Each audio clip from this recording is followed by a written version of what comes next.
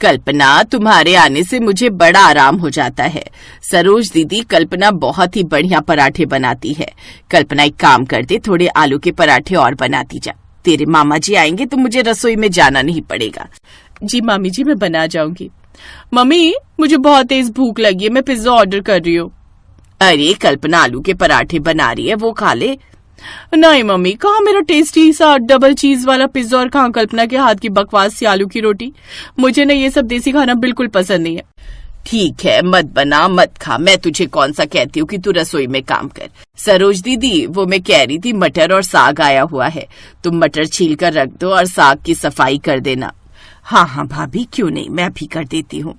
जाते समय निशा के सूट लेती जाना, वो अपने लिए नए कपड़े लाई है। बोल रही थी कि उसके पुराने सूट मैं कल्पना को दे दूं। कहने को पुराने है, पर एक एक नया सूट है, कहीं से भी फटा नहीं है, नई रंग निकला है। बहुत महंगे सूट खरीदे हुए हैं। अब मैं जानती हूँ कल्पना के पापा का इतना काम तो है नहीं, तो तुम्हें खर्चों में दिक्कत आती होगी। वैसे भी कुछ दिनों में निशा की शादी पक्की हो रही है और फिर कल्पना की भी शादी होगी, तो निशा के कपड़े इसके काम आ जाएंगे। पर एक बात है, कल्पना आकर काम कर जाती है तो बहुत आसानी हो जाती है। हमारी निशा को तो खाना बनाना ही नहीं आता, पता नहीं शादी के बाद क्या करेगी ये लड़की। मम्मी, मैं कोई सरोज बुआ की तरह गरीब नहीं हूँ जो कल्पना के जैसा गरीब ससुराल मिलेगा और शादी के बाद मैं रोटियां बनाती रहूंगी। मेरी शादी अमीर घर में हो रही है, जहाँ ढेरों नौकर चाकर होंगे सब काम करने के लिए। मुझे रसोई में घुसने की जरूरत भी नहीं पड़ेगी। निशा की बात सुनकर कल्पना और सरोज का चेहरा थोड़ा उदास हो गया, क्योंकि निशा ने डायरेक्ट अपनी बुआ को गरीब बोल दिया था। बेचारी दोनों चुप रही। कुछ दिनों बाद निशा को देखने के लिए लड़के वाले आए। कल्पना की मामी पुष्पा ने हमेशा की तरह सरोज और कल्पना को रसोई में काम करने के लिए बुला लिया। कल्पना अपनी मम्मी सरोज के साथ मिलकर रसोई में सारा खाना बनाती है। कुछ देर बाद निशा तैयार होकर रसोई में आ गई। मम्मी, मुझे क्या क्या लेकर जाना है, जल्दी से दे दो। हाँ, वो चाय की ट्रे तुम ले आओ, आशा नाश्ते की ट्रे तू ले आ। और तू कल्पना, रसोई में ही रहना, ड्राइंग रूम में आने की कोई जरूरत नहीं है। शादी मेरी हो रही है, इसलिए लड़का देखने की तुझे कोई जरूरत नहीं है। तेरा काम बस खाना बनाना था और वो हो चुका है। कहीं ऐसा ना हो कि तू बाहर आ जाए और सबको पता चल जाए कि ये खाना मैंने नहीं बनाया, तूने बनाया, तो मेरी तो इंसल्ट हो जाएगी। आशा, नाश्ता ले आ। आशा कल्पना की मामी के घर काम करती थी। सारा नाश्ता आशा ही बाहर रखाई। कल्पना रसोई से बाहर भी नहीं निकली। कल्पना की मामी ने लड़के वालों से झूठ बोल दिया कि सारा खाना निशा बना रही है। कल्पना दीदी, निशा दीदी तो आपकी बहन है और पुष्पा भाभी भी आपकी मामी है, फिर भी आपके साथ कैसा पराया सा व्यवहार कर रही है।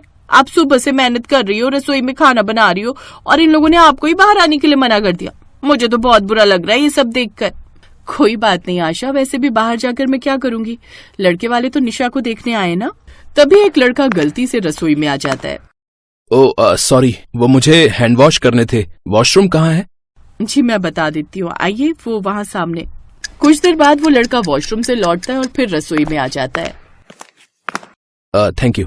आप कौन है निशा की? जी, निशा मेरे मामा की बेटी है, ये मेरे मामा जी का घर है। मैं रोहित का छोटा भाई हूँ, राहुल। कुछ देर तक राहुल ने कल्पना से बात की और बाहर आ गया। सब लोग निशा से रोहित की शादी की बात पक्की करके चले गए। पर शायद कल्पना की किस्मत और कर्म बहुत अच्छे थे कि निशा के ससुराल वालों ने कल्पना को राहुल के लिए पसंद कर लिया, क्योंकि राहुल को कल्पना बहुत पसंद आई थी। निशा मन ही मन बहुत चिढ़ गई थी। उसने सपने में भी नहीं सोचा था कि उसकी बुआ की बेटी, जो बहुत गरीब है, आज उसकी शादी भी उसी के साथ उसी के ससुराल में हो जाएगी। अब कल्पना और निशा दोनों देवरानी जेठानी बन गई थी। सास शोभा ने दोनों को पहली रसोई के लिए बुलाया। निशा बहू, कल्पना बहू, आज तुम दोनों की पहली रसोई है। एक काम करो निशा बहू, तुम खीर बना लो और कल्पना बहू तुम सबके लिए हलवा बना लो। दोनों बहुएं एक साथ पहली रसोई में मीठा बनाएंगी। मम्मी, वो निशा भाभी ने उस दिन जो कचौड़ी आलू बनाए थे ना, वो बहुत टेस्टी थे। भाभी प्लीज आज नाश्ते में कचौड़ी आलू बना दो ना। राहुल सही कह रहा है बहू, कचौड़ी आलू और बाकी नाश्ता उस दिन बहुत अच्छा बना था जब हम तुम्हें देखने के लिए आए थे। हाँ निशा बहू खाना तो बहुत अच्छा बनाती है, पर हमने अभी तक कल्पना बहू के हाथ का कुछ नहीं खाया। कल्पना बहू तुम हलवा बना लो और निशा सबके लिए कचौड़ी आलू और खीर बना लेगी। निशा, मेरे लिए अलग से काजू बादाम खीर में ज्यादा डाल देना, मुझे ड्राई फ्रूट्स बहुत ज्यादा पसंद है। सबकी बातें सुनकर निशा थोड़ा सा घबरा गई, क्योंकि उसे तो खाना बनाना आता ही नहीं था। अब वो सबसे क्या कहती। निशा ने अपनी मम्मी को फोन मिलाया और सारी बात बताई। अरे तू घबरा क्यों रही है? कल्पना को बोल दे, वो सारा खाना तैयार कर देगी। बस तू सबसे कह देना कि मैंने बनाया है। हाँ, ये आइडिया तो अच्छा है मम्मी, पर बाद में कैसे करूंगी? अभी तो मैं कल्पना को। तभी कल्पना ने निशा के कंधे पर हाथ रखा और बोली, निशा टेंशन मत लो, जैसे मैं शादी से पहले मामी जी की मदद करती थी, आज तुम्हारी भी मदद करूंगी। कचौड़ी, आलू और खीर मैं बना दूंगी, तुम सबको खिला देना। निशा की मामी दूसरी तरफ फोन पर सारी बात सुन रही थी। निशा ने फोन रख दिया और कल्पना सारा खाना बनाने लगी। कुछ देर बाद सारा खाना बनकर तैयार हो गया। निशा कचौड़ी, आलू और खीर लेकर आ गई और कल्पना हलवा लेकर आई। सबने खाने की बहुत तारीफ की, पर निशा सबकी बातें सुनकर हैरान रह गई। कल्पना बहू, कचौड़ी, आलू, खीर, हलवा सब कुछ बहुत अच्छा बना है। सचमुच तुम्हारे हाथों में तो अन्नपूर्णा माता का वास है। तुम खाना बहुत बढ़िया बनाती हो, सब कुछ परफेक्ट स्वाद वाला है। पर कचौड़ी, आलू और खीर तो कल्पना ने बनाया है। हम जानते हैं बहू, तुम्हें खाना बनाना नहीं आता, तुम्हें केवल अपनी प्रशंसा बटोरनी आती है। हमें राहुल ने पहले ही सब कुछ बता दिया था। राहुल जानता था कि जब हम तुम्हें देखने आए थे तब सारा खाना कल्पना बना रही थी। राहुल ने रसोई में उस दिन तुम्हारी और कल्पना की सारी बातें सुन ली थी। कल्पना ने तुम्हें एक शब्द पलट कर नहीं बोला था। उसकी यही अच्छाई राहुल को पसंद आई और उसने घर आकर हमसे बात की। निशा, अभी भी समय है, कल्पना से प्रेम से रहो। रिश्तों में प्यार होना बहुत जरूरी है। कल्पना देखो तुम्हारे लिए कितना अच्छा सोचती है और तुम हो कि उसकी अच्छाई का फायदा उठाती हो। अब कल से तुम भी खाना बनाना सीखोगी। ये अलग बात है कि हमारे घर में हेल्प करने के लिए बहुत से नौकर चाकर हैं, पर खाना बनाना एक कला है जो हर किसी को सीखनी चाहिए। मैं उम्मीद रखूंगी कि आज के बाद तुम अपने स्वभाव को बदलोगी। निशा का चेहरा शर्म से झुक गया। कल्पना की आंखों में खुशी के आंसू थे। आज उसे सबके सामने वो सम्मान मिला था जिसकी वो हमेशा से हकदार थी।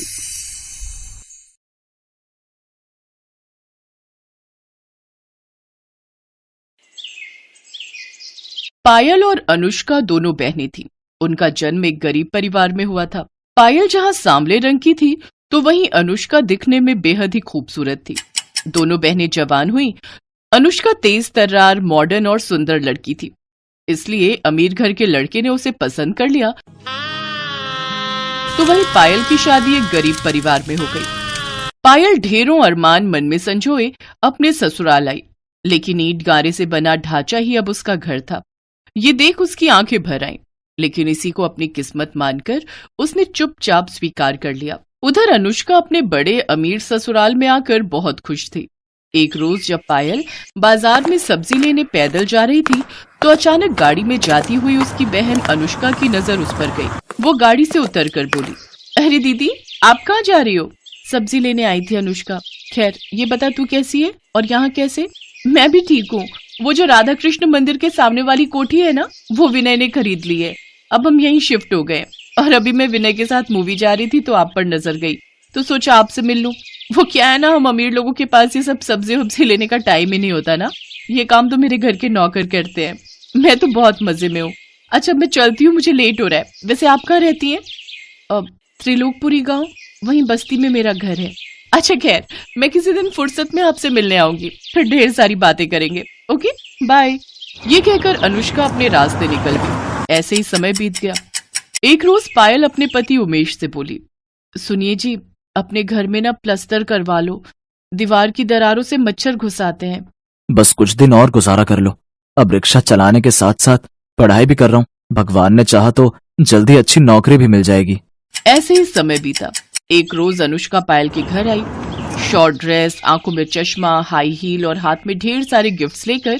जब वो अपनी कार से उतरी तो सभी आस पड़ोस के लोग उसे देखते रहे, यहाँ तक कि उसकी खुद की बहन पायल भी उसे पहचान नहीं पाई। अरे अनुष्का, तू? बाप रे, तेरा तो स्टाइल ही बदल गया। अब क्या करे दीदी, अमीरों का तो यही लाइफस्टाइल होता है। अच्छा, अब क्या यहाँ दरवाजे पर ही बातें करोगी? चलो अब मुझे अंदर आने दो, मैं भी तो देखूं तुम्हारे महल को। अनुष्का उसके घर के अंदर आती है तो चारों ओर से उसकी ईंट की चार दीवारी को ही देखती रह जाती है। फिर पायल के हाथों में तरह तरह के मिठाइयों के डिब्बे और ढेर सारे गिफ्ट देती है। फिर कुछ देर बाद पायल पानी लेकर आई। उसकी सांस फूली हुई थी। दीदी, कहाँ चली गई थी पानी लेने? आपकी सांस फूली हुई है। गली के बाहर जो सरकारी नल है ना, वहीं से लाई हूँ। सरकारी नल से? ना बाबा ना, मैं नहीं पीऊंगी, कहीं मेरा पेट खराब हो गया तो। अच्छा वैसे यहाँ अजीब सी बदबू क्यों आ रही है? वो मैंने सुबह लिपाई की थी ना, तो थोड़ी गोबर और मिट्टी की महक तो आएगी ही। यू गोबर, छी! मेरे घर में तो ग्रेनाइट पत्थर लगा हुआ है, वो भी महंगे वाला। अच्छा मैं चलती हूँ। अनुष्का, तू पहली बार अपनी बहन के ससुराल आई है, चाय तो पी कर जा। चाय? अब इस गोबर वाले घर में कुछ भी पीने की इच्छा नहीं हो रही। नहीं नहीं, रहने दो दीदी, मैंने चाय पीना छोड़ दिया, अब तो मैं सिर्फ केसर पिस्ते वाले दूध ही पीती हूँ। अच्छा मैं आपको ना, मेरे यहाँ संडे पार्टी भी है, उसका इनविटेशन देने आई थी, आपको आना है, ओके? इसी बहाने आप मेरा ससुराल भी देख लोगी। ये कहकर अनुष्का वहां से चली जाती है। उसके जाने के बाद पायल वो डब्बे खोलती है तो उसमें बहुत सारा खाने का सामान था। अब वो परेशान थी कि जब वो अनुष्का के घर जाएगी तो क्या लेकर जाएगी। शाम को उमेश घर आया तो वो बोला, पायल, अमीरों और गरीबों के लाइफस्टाइल में बहुत फर्क होता है, और वो अमीर है और हम गरीब, उनके जैसी हैसियत नहीं है हमारी। ऐसे ही दिन बीत गए। पायल को चिंता सताने लगी कि वो अनुष्का के यहाँ क्या लेकर जाएगी। फिर उसे ख्याल आया कि अनुष्का को उसके हाथ के आटे के लड्डू बेहद पसंद है। वो जल्दी से आटे के लड्डू बना लेती है और फिर अगले दिन उन्हें लेकर अनुष्का के घर पहुंच जाती है, जहां वो देखती है कि अनुष्का अपने शीश महल जैसे घर में आराम से बड़े से सोफे पर बैठी है। उसकी ठाट बाट देखकर पायल हैरान रह गई। पायल ने अनुष्का को पुकारा। अनुष्का ने उसकी ओर देखा तो वो गुस्से से भड़क गई। ओफो दीदी, मैं जानती हूँ कि तुम गरीब हो, लेकिन कम से कम तुम्हें इतना तो पता होना चाहिए कि अमीर लोगों के घर कैसे बनकर जाना चाहिए। अरे कम से कम एक जोड़ी नए कपड़े ही खरीद लेती। तुमसे अच्छी तो हमारी एक काम वाली लग रही है। तभी वहाँ अनुष्का के ससुराल वाले भी आ गए। अनुष्का, मैं तुम्हारे लिए अपने हाथों से आटे के लड्डू बनाकर लेकर आई थी। पहले बात अलग थी दीदी, अब मैं अमीर खानदान में आ गई हूँ, जाओ यहाँ से। अब मेरे यहाँ तभी आना जब तुम्हारा ये गरीबी वाला लाइफस्टाइल बदल जाए। बहू, क्या जरूरत थी गरीब लोगों को पार्टी में बुलाने की? अनुष्का, तुम तो इनके यहाँ कितना कुछ लेकर गई थी और ये बेकार से लड्डू लेकर आई हैं। अपनी बेइज्जती देखकर पायल रोते हुए वहां से चली जाती है। ऐसे ही 3 साल बीत गए। दोनों बहनों की डिलीवरी होने वाली थी। पायल को उमेश जल्दी से पास के सरकारी अस्पताल में ले जाता है, तो वहीं दूसरी तरफ अनुष्का को विनय एक महंगे प्राइवेट अस्पताल में ले जाने लगता है। लेकिन प्राइवेट अस्पताल थोड़ा दूर होता है और वो वहां तक नहीं जा पाते, इसलिए वो भी अपनी पत्नी को सरकारी अस्पताल में ही ले जाता है। कुछ देर बाद डॉक्टर पायल से कहते हैं, मुबारक हो, आपको 2 जुड़वा बेटे हुए हैं। ये सुनकर पायल और उमेश बहुत खुश हुए, लेकिन तभी दूसरे कमरे से किसी के रोने की आवाज आई। पायल ने पर्दा हटाकर देखा तो सामने बिस्तर पर अनुष्का बेहोश थी और विनय और उसकी माँ आपस में बातें कर रहे थे। माँ, जब अनुष्का होश में आएगी और अपने बच्चे के बारे में पूछेगी तो मैं उसे क्या कहूंगा कि तुम्हारा बेटा मरा हुआ पैदा हुआ है और अब वो कभी माँ नहीं बन सकती? नहीं बेटा, अगर ऐसा हुआ तो वो सदमे में भी जा सकती है या हमेशा हमेशा के लिए कहीं कोमा में ना चली जाए, इसीलिए डॉक्टर ने उसे कुछ भी बताने से मना किया है। नहीं माँ, मैं अनुष्का को नहीं खोना चाहता। उनकी बातें सुनकर पायल और उमेश ने एक दूसरे की तरफ देखा, फिर एक फैसला लिया। पायल ने अपना एक बेटा गोद में लिया और विनय से जाकर कहने लगी, विनय, मैं भी अपनी बहन को नहीं खोना चाहती। हमने आप दोनों की सारी बातें सुन ली। मैंने जुड़वा बेटों को जन्म दिया है, इसलिए मेरा एक बेटा तुम रख लो और अनुष्का को यही कहना कि ये उसी का बेटा है। मैं गरीब जरूर हूं, लेकिन दुख तो सबका बराबर ही होता है ना। मेरे बेटे की परवरिश करते समय उसे गरीब और अमीर दोनों के बारे में बताना, ताकि वो गरीबों का दुख भी समझ सके। अनुष्का होश में आ चुकी थी, उसने उनकी सारी बातें सुन ली थी। वो हाथ जोड़कर पायल के सामने रोते हुए कहने लगी, मुझे माफ कर दो दीदी, मैंने आपको कितना भला बुरा कहा। शायद उसी की सजा मुझे मिली है जो भगवान ने मेरा बच्चा छीन लिया, साथ ही हमेशा के लिए मां बनने के सुख से भी वंचित कर दिया। दीदी, आपके बेटे को अपना बेटा समझकर पालूंगी, शायद इससे मेरे सारे पाप धुल जाए। मेरा नहीं बहन, तेरा बेटा, आज से ही तेरा बेटा है। दोनों बहनें रोते हुए एक दूसरे के गले लग गई। आज माँ की ममता ने अमीरी गरीबी के सारे फासले मिटा दिए। Thanks for watching.